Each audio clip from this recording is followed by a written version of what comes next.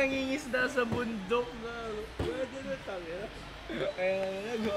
Documentation. What is the nigga talking about, bro? Bumili ka na. Walang. Carl, anong gusto mong masabi sa moment na to?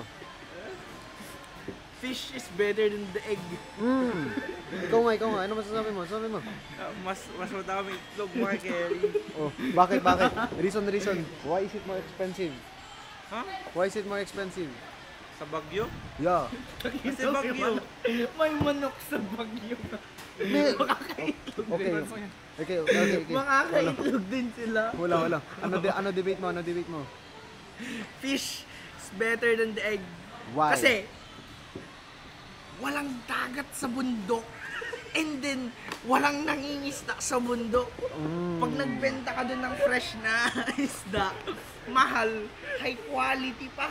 Pag itlog gago, may manok sa bundok. May itlog, may manok, may itlog. The fuck are you going? Naging profit yan, gago. Okay. Itlog kasi, high demand. Kasi ang daming mga...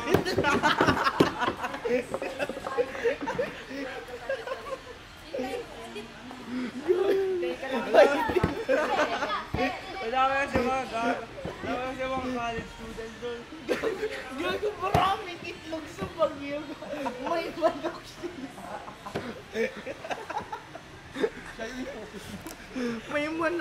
May manok sa Baguio. May nangingitlog doon sa Baguio. Meaning may nabebenta. Yung isda, siniship pa nila sa baba, pataas. Okay.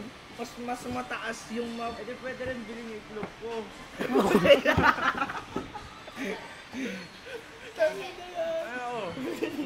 Ano? What the freak? Useless yung itlog mo ga. Kasi nga, may nagbibenta ng itlog nila. Ibibenta ko ng smaller price. Magkano ba? Lulugi ka na doon. Lulugi ka doon pag... Hindi, bibili ako dito sa San Borja. Walang high quality. Yung markup price mo.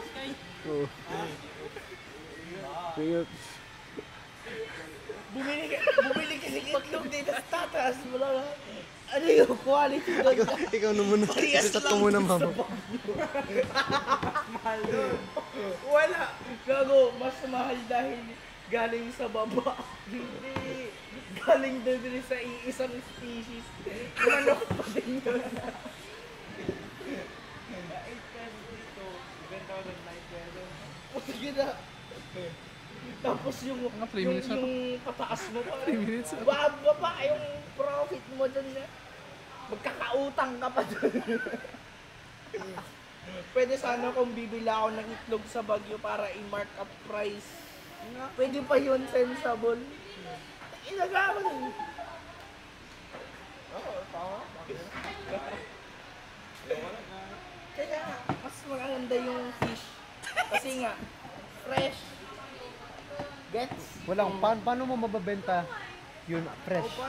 Sige. Para may question sa... Paano kag kailangan mo ng license para magbenta ng itlog? Kailangan talaga. Kailangan talaga. May debate eh yung itlog, pwede mo ibenta sa sari-sari store. Pwede din naman yung isda. Gagawa ka ng sari-sari store. Laman mga itlog. Itlog store na. May special. May small, may big, may yellow, may orange.